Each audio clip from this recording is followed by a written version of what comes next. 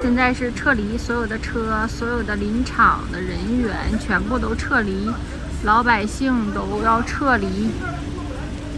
上来吧，要他。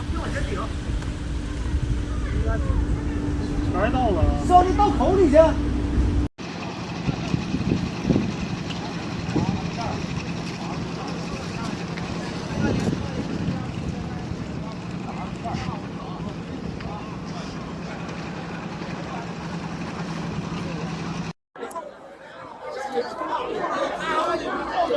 就是乡政府，让我看看，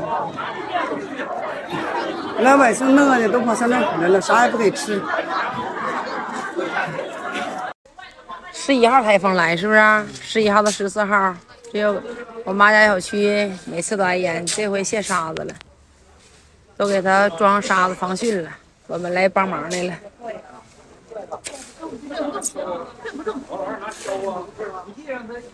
走了，卡努又要来了，我们也要流离失所了。哎呦，那你俩怎么办呢？我们走啦。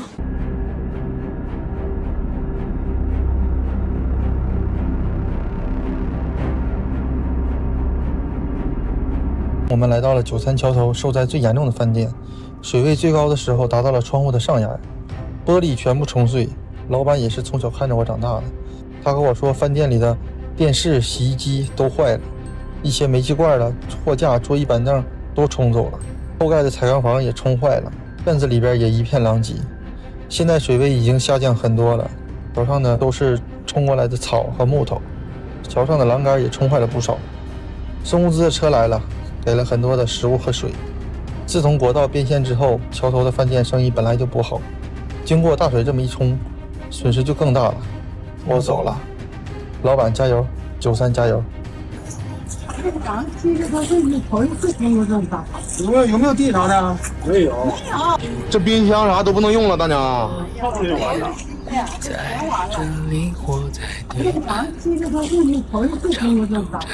有没有地啥的？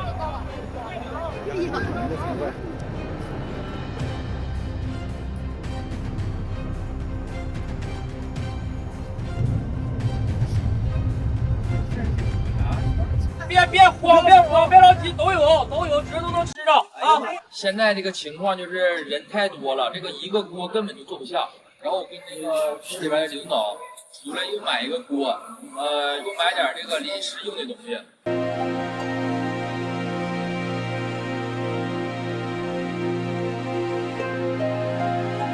昨天呐，堵在地上，今天上水了。咱4、5队老百姓啊，抓紧呐！现在水已经到把根了，如果不抓紧整的话，大旗还是不保啊！抓紧！这地修多高？拿这没收哪了呢？都到了。